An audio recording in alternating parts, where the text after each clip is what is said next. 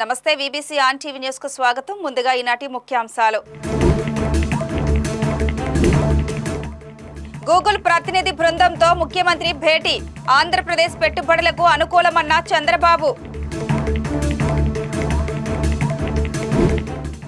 కూటమి ప్రభుత్వంలో శరవేగంగా అభివృద్ధి పనులు. సమీక్షా సమావేశంలో వెల్లడించిన ఆర్థిక మంత్రి పయ్యావుల. ఈ నెల 13న విజన్ 2047 డాక్యుమెంట్ ఆవిష్కరణ. స్వర్ణాంధ్ర సాధనే లక్ష్యమన్న సీఎస్ నీరబ్ కుమార్.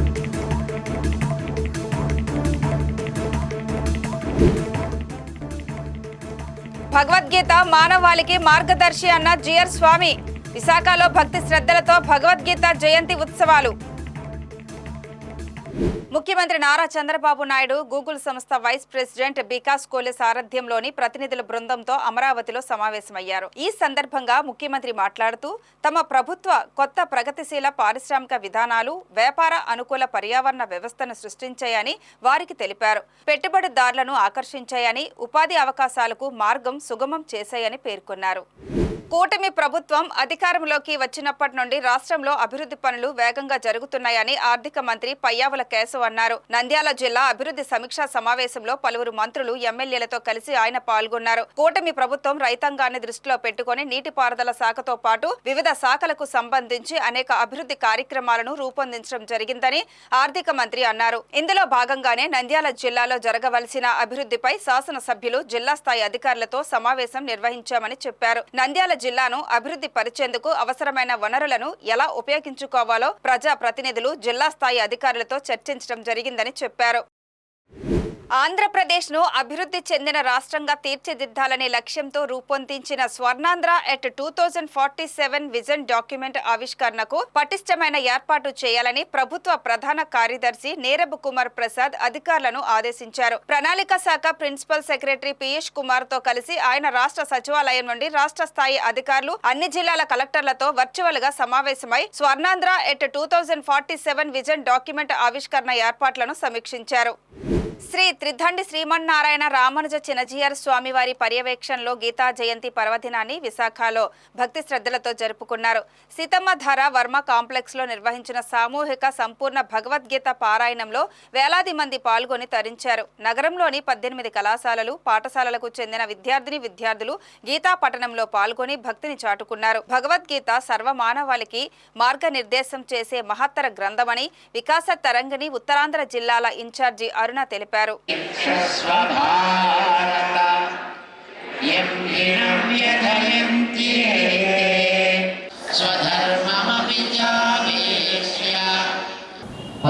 అధ్యాయాలు కదా, 18 అధ్యాయాలని 6 కింద విడదీశారు.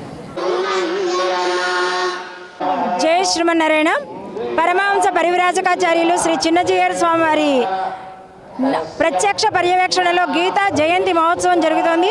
శ్రీకృష్ణ పరమాత్మ భగవద్గీతను లోకానికి అందించింది. మానవతా విలువలు అందరికీ కలగాలి అని భగవంతుడు మనిషి ఎలా బ్రతకాలో చెప్పినటువంటిదే భగవద్గీత. ఈ భగవద్గీత 1వ అధ్యాయం దగ్గర నుంచి 18వ అధ్యాయం వరకు ఏం చేస్తే మనిషి ఉత్తమమైన గతిని పొందుతాడో చెప్పారు. సుమారు 18 పాఠశాలల నుంచి, కాలేజెస్ నుంచి పిల్లలు వచ్చారు. భగవద్గీత నేర్చుకుని ఈరోజు స్వామివారి ఎదురుగా పారాయణ చేస్తున్నారు. మనకి భగవద్గీతలో శ్రీకృష్ణుడు అద్వేష్ట సర్వభూతానాం మైత్రః కరుణయేవచ నిర్మమో నిరహంకారః అని చెప్పారు.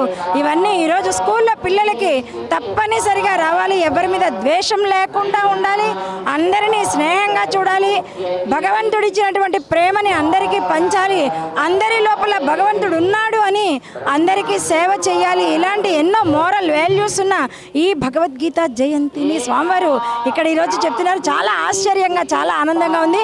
వేలాది మంది భక్తులు ఈ కార్యక్రమాల్లో పాల్గొంటే గీతా జయంతికి భగవంతుడికి ఇదే మనం ఇచ్చినటువంటి స్వామికి కృతజ్ఞత భావంతో మనం హ్యాపీ బర్త్డే చెప్పినట్టు ఈ కార్యక్రమాల్లో ఈరోజు పాల్గొనడం, చిన్నజీయర్ స్వామి ఈ కార్యక్రమానికి రావడం, వేలాది మంది పాల్గొంటే అందరికీ ఈ గీత మహోత్సవానికి సంబంధించినటువంటి పుస్తకాలు భగవద్గీతని అందరికీ స్వామివారు వచ్చిన వేలాది మంది భక్తులకి ఉచితంగా అందజేస్తున్నారు. ఈ కార్యక్రమం అందరికీ ఆనందదాయకంగా ఉంది.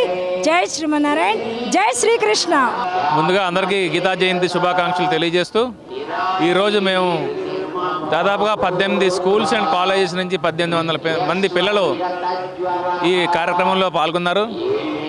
అలానే భక్తులు కూడా దాదాపుగా 2200 మంది భక్తులు, అలాగనే ఫ్లోటింగ్ భక్తులు కూడా ఒక 1000 మంది దాకా వచ్చి కాసేపు పారాయణం చేసి ఫ్లోటింగ్ భక్తులు కూడా వచ్చి వెళ్ళడం జరుగుతుంది. ఇక్కడైతే ప్రసాదాలు 5000 మందికి ఏర్పాటు చేయడం జరిగింది. మేము అనుకున్న విధంగానే భక్తులందరూ వచ్చి ఈ కార్యక్రమంలో పాల్గొన్నందుకు అందరికీ కూడా ఒకసారి మేము ధన్యవాదాలు తెలియజేస్తున్నాం ఈ సందర్భంగా. జై శ్రీమన్నారాయణ.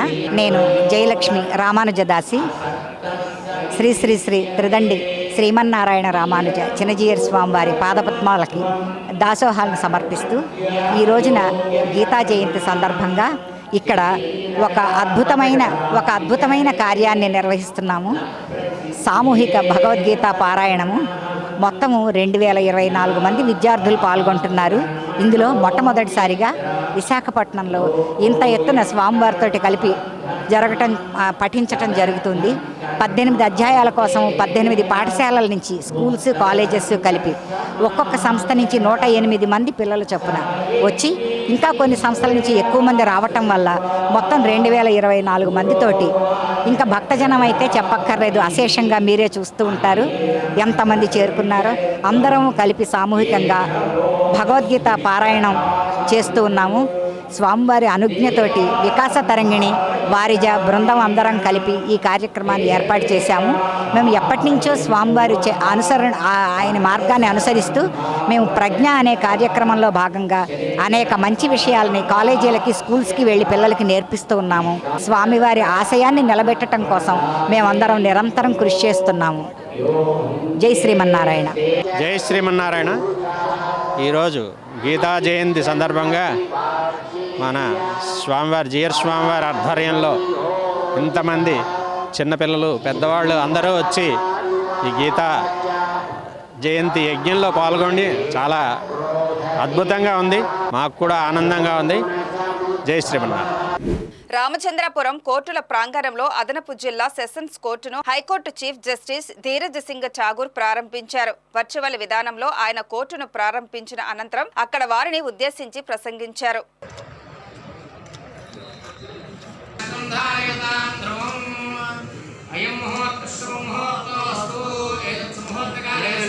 ఈ సందర్భంగా high court chief justice Dhiraj Singh Thakur మాట్లాడుతూ రామచంద్రపురంలో అదనపు జిల్లా కోర్టు నెలకొల్పడం చాలా సంతోషదాయకమని, దీని ద్వారా కక్షిదారులకు మరింత సౌలభ్యంగా ఉంటుందన్నారు. గతంలో కక్షిదారులు కోర్టుకు వెళ్లాలంటే 60 కిలోమీటర్ల దూరం ప్రయాణం చేయవలసి వచ్చేదని, ఈ కోర్టు ఏర్పాటుతో ఆ సమస్యకు పరిష్కారం లభించిందని అన్నారు. జిల్లా ప్రధాన న్యాయమూర్తి గంధం సునీత మాట్లాడుతూ సుమారు 8 మండలాలు, 10 పోలీస్ స్టేషన్లకు సంబంధించి అనపర్తి, ఆలమూరు కోర్టులకు సంబంధించి అపీల్స్ అన్ని ఈ కోర్టులోనే ఇకపై దాఖలు చేసుకోవచ్చునని తెలిపారు. ఈ కార్యక్రమంలో పలువురు న్యాయమూర్తులు, పబ్లిక్ ప్రాసిక్యూటర్లు, బార్ అసోసియేషన్ కార్యవర్గం, న్యాయవాదులు పాల్గొన్నారు. న్యాయవాదులు జిల్లా కోర్టు కోసం పోరాడుతున్నారు. ఈ రోజు నాటికి మా కళ నెరవేరింది. పిల్లి మురళి గారు, మా బార్ ప్రెసిడెంట్ అయిన పిల్లి మురళి గారు అధ్యక్షుడిని బార్ రావడం, జిల్లా కోర్టు రావడం చాలా ఆనందంగా ఉంది.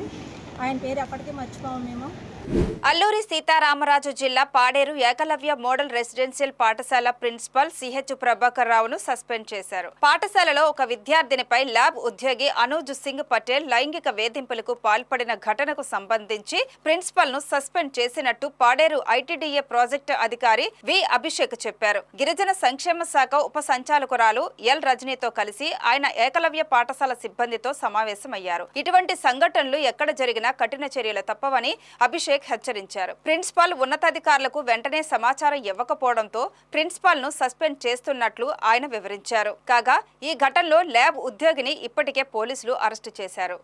గత వారం 2వ తారీఖు రాత్రి 3వ తారీఖు ఉదయం వరకు మనకి అల్లూరు జిల్లా కేంద్రమైన పాడేరు హెడ్ క్వార్టర్లో ఉన్న ఈఎంఆర్ఎస్ ఏకలవ్య మోడల్ రెసిడెన్షియల్ స్కూల్లో ఒక సంఘటన జరిగింది.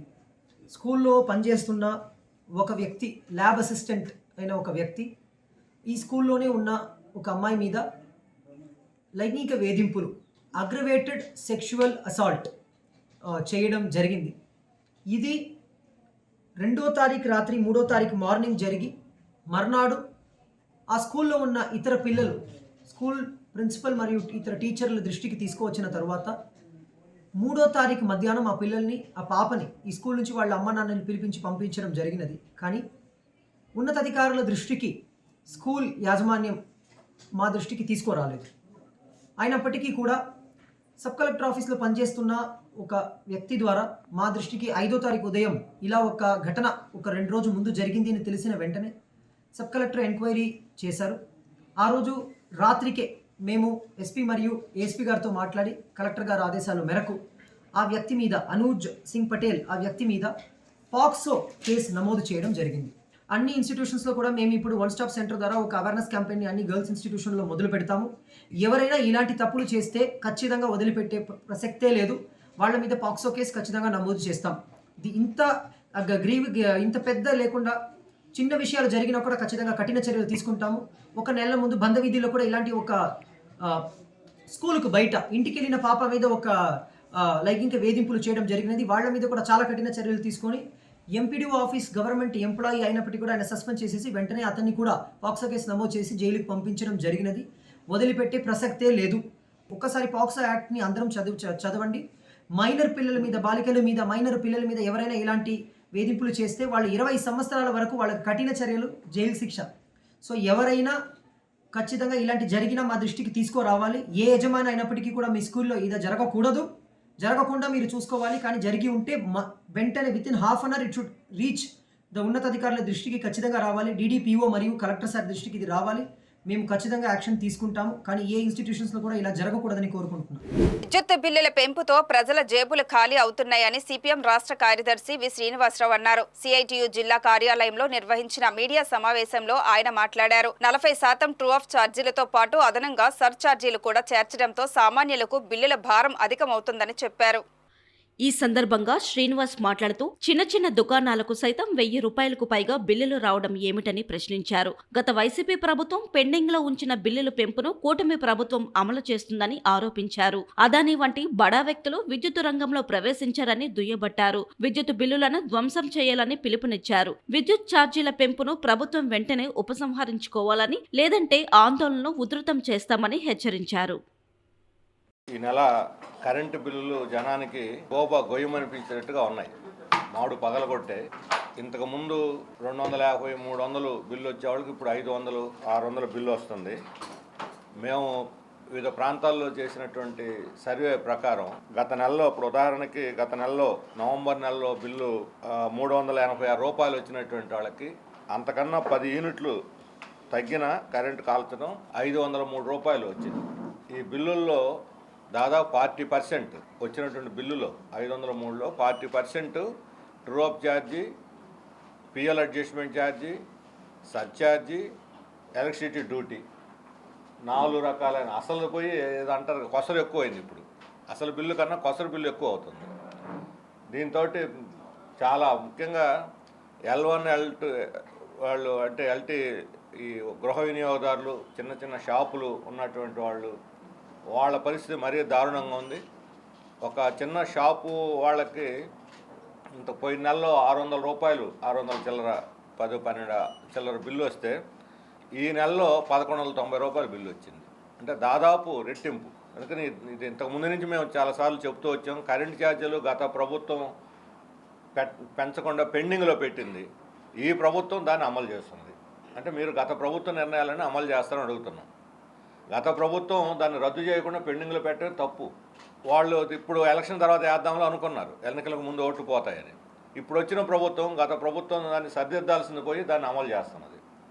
ఆ రోజు తెలుగుదేశం వాళ్ళు ఈ విద్యుత్ ఛార్జీలు ఎక్కువ పోతున్నాయి, వీటిని మీరు కట్టొద్దు అని చెప్పి ఆ రోజు పిలిపించారు. మేము వస్తే తగ్గిస్తామని కూడా పిలిపించారు. ఇప్పుడేమో తగ్గించడానికి బదులు పెంచేశారు. ఆ రోజు ట్రూ అప్ ఛార్జీలు వేసి జనాన్ని మాడు పగలగొట్టడానికి సిద్ధం పడి దుడ్డుకర పక్కన పెట్టారు, తర్వాత చూద్దామని వైఎస్ఆర్ పార్టీ వాళ్ళు.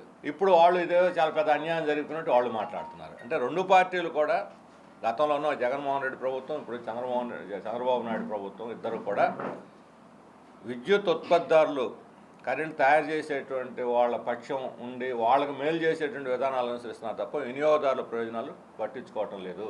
అందుకని మేము ఇప్పుడు ప్రజలకు విజ్ఞప్తి చేస్తుంది ఏంటంటే ఈ విద్యుత్ ఛార్జీల పెంపుదలను ఆమోదించొద్దు. ఎక్కడికక్కడ విద్యుత్ బిల్లులను తగలబెట్టండి నిరసనగా. ఈ విద్యుత్ బిల్లులన్నింటినీ కూడా తగలబెట్టి ప్రభుత్వానికి నిరసన తెలియజేయండి, బహిరంగంగా తగలబెట్టి ప్రభుత్వానికి నిరసన తెలియజేయండి అని చెప్పి. సెవెన్ హిల్స్ ఆసుపత్రి కార్మికులకు న్యాయం చేయాలని జిల్లా ఆసుపత్రులు నర్సింగ్ హోం కార్మికుల సంఘం అధ్యక్షుడు వై రాజు డిమాండ్ చేశారు. సిఐటియు ఆధ్వర్యంలో కార్మికులు ఆసుపత్రి నుండి డాబా గార్డెన్స్ అంబేద్కర్ విగ్రహం వరకు ర్యాలీ నిర్వహించి నిరసన ప్రదర్శన చేశారు.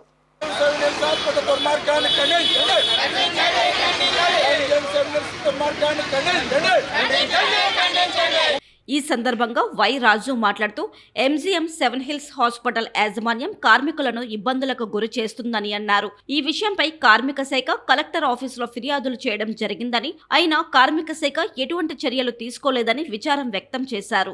గతంలో సిఐటియు నాయకులు ఎంజీఎం సెవెన్ హిల్స్ హాస్పిటల్ కార్మికుల సర్వే లీవ్ రికార్డులను, సర్వీస్ రూల్స్, స్టాండింగ్ ఆర్డర్స్ లను పరిశీలించామని ఫిర్యాదు చేసినప్పటికీ కార్మిక శాఖ స్పందించలేదన్నారు. ఇప్పుడు ఆ రికార్డులో కాలిపోయాయని చెప్పడం పలు అనుమానాలకు తావిస్తుందన్నారు. ఈ విషయంలో ప్రభుత్వం కలుగు చేసుకుని కార్మిక శాఖ అధికారులపై చర్య తీసుకోవాలని డిమాండ్ చేశారు. నా పేరు వైరాజు, విశాఖ జిల్లా hospitals and nursing home workers union general సెక్రటరీని. గత నెల 8వ తేదీ నుంచి ఇప్పుడు వరకు కార్మికులకు ఇచ్చిన అక్రమైన నోటీసులు, తొలగింపు నోటీసులు ఏదైతే ఉందో అది వెంటనే వెనక్కి తీసుకోవాలని, లోపల కార్మికుల మీద జరుగుతున్న దాడులు ఆపాలని, మహిళా కార్మికులను చూడకుండా బలవంతంగా అక్కడ సూపర్వైజర్లు, సెక్యూరిటీ గార్డులు సెల్ ఫోన్ లాక్కోవడం అనేది సరైనది కాదు. గత 30 సంవత్సరాలుగా కార్మికులు చేస్తున్న ఏవైతే పద్ధతులు ఉన్నాయో ఆ పద్ధతులకు విరుద్ధంగా ఈరోజు ఎంజిఎం సెవెన్ హిల్స్ హాస్పిటల్ యాజమాన్యం కార్మికుల్ని రెచ్చగొట్టే ప్రయత్నం చేస్తుంది. కార్మికులు క్రమశిక్షణగా వాళ్ళకున్న హక్కుల గురించి పోరాడుతున్నారు, శాంతియుతమైన పోరాటాలు చేస్తున్నారు. యూనియన్ విచ్ఛేదం చేయడానికి ఈరోజు ఎంజిఎం సెవెన్ హిల్స్ హాస్పిటల్ యాజమాన్యం ఎన్నో రకాలుగా కుట్రలు పన్నుతుంది. కుట్రలన్నీ తిప్పికొడుతూ కార్మికులు తన హక్కుల కోసం పోరాడుతున్నారు. యాజమాన్యం వెంటనే కార్మికులకు ఇచ్చిన ఏవైతే నోటీసులు ఉన్నాయో అవి వెనక్కి తీసుకోవాలని సందర్భంగా డిమాండ్ చేస్తున్నాం. ఈరోజు లేబర్ కమిషనర్ సమక్షంలో జాయింట్ మీటింగ్ ఉంది. జాయింట్ మీటింగ్లో యాజమాన్యం తప్పనిసరిగా ఏదో విషయం చెప్పాల్సిన పరిస్థితి ఉంది. ఈరోజు కనుక చెప్పకపోతే, యాజమాన్య సమస్య పరిష్కారం చేయకపోతే కార్మికుల సమ్మెకు కూడా దిగడానికి సిద్ధంగా ఉన్నారు. రోడ్డు మీద నెల రోజుల నుంచి 38 మంది కుటుంబాలు రోడ్డు మీద ఉన్నాయి. అది వెంటనే దాన్ని మానవతా దృక్పథంతో అన్నీ చేయాలి. కాబట్టి రాబోయే కాలంలో యాజమాన్యం దిగి రాకపోతే ఆందోళన అంతా ఉధృతి చేస్తామని చెప్తున్నాం. భద్రాద్రి కొత్తగూడెం జిల్లా అశ్వరావుపేట నియోజకవర్గ కేంద్రంలో బీఆర్ఎస్ నేతలు తెలంగాణ తల్లి విగ్రహానికి పాలతో అభిషేకం చేశారు. సెక్రటేరియట్ లో ముఖ్యమంత్రి రేవంత్ సర్కార్ తెలంగాణ తల్లి విగ్రహం రూపం మార్చివేసి ప్రతిష్ఠించారని, దీనిని నిరసిస్తూ ప్రాయశ్చిత చర్యలు చేపట్టాలని కేటీఆర్ పిలుపునిచ్చిన విషయం తెలిసిందే. ఈ మేరకు అశ్వరావుపేట బీఆర్ఎస్ మాజీ ఎమ్మెల్యే మచ్చా నాగేశ్వరరావు ఆధ్వర్యంలో పాలాభిషేకం చేసి అనంతరం నిరసన చేపట్టారు.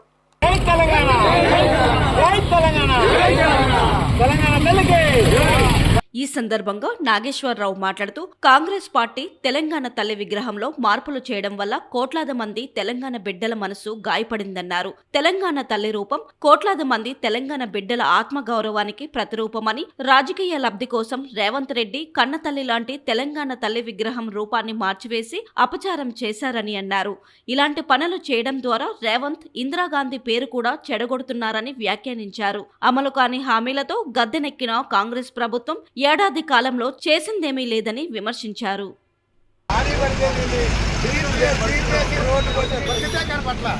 ప్రభుత్వానికి వీళ్ళకి విద్యోత్సవాలు వాళ్ళ మీద విద్యోత్సవాలు చేయటం ఘనకార్యం చేసినట్టు. తెలంగాణలో ఇప్పుడు ఎక్కడేసిన గొంగలు అక్కడే ఉంది, ఎక్కడే ఉంది. 12 నెలలలో, ఈ 12-11 నెలలలో ఏమి చేయలేని పరిస్థితి. అసలు నాకు నేను నా ఎమ్మెల్యేని అయితే రాజీనామా చేసి ఇక్కడే కూర్చుంటా.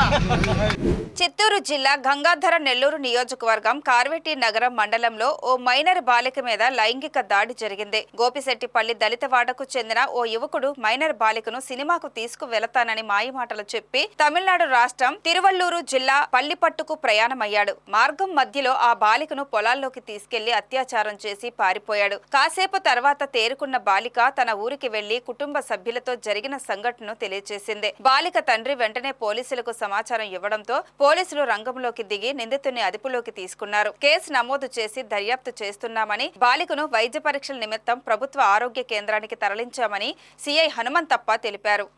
అత్తరపల్లి గ్రామానికి చెందిన ఒక మైనర్ బాలికను వాళ్ళ అమ్మాయిని ప్రేమిస్తున్నాను అనే నెపంతో సినిమాకి తీసుకొని పోతానని చెప్పి దినేష్ అనేటువంటి ఒక వ్యక్తి అమ్మాయిని మోటార్ సైకిల్లో తీసుకొని పోయి ఆ రోడ్డు పక్కన ఉండేటువంటి పొలాల్లో తీసుకుపోయి ఆమె పైన అత్యాచారం చేయడం జరిగింది. వాళ్ళ ఫాదర్ సదరు సంఘటనపై ఫిర్యాదు చేస్తే దాని మీద ఇమ్మీడియట్లీ కేసు రిజిస్టర్ చేసి బాధితురాలని మెడికల్ టెస్టుల నిమిత్తం పంపించి ముద్దాయిని అరెస్ట్ చేయడం అయింది. మహిళలపై ఎవరైనా నేరం చేస్తే కఠిన చర్యలు తీసుకోవడం జరుగుతుంది. ఈ వార్తలు ఇంతటితో సమాప్తం. మరిన్ని విశేషాలతో మళ్ళీ కలుద్దాం. అంతవరకు సెలవు. నమస్కారం.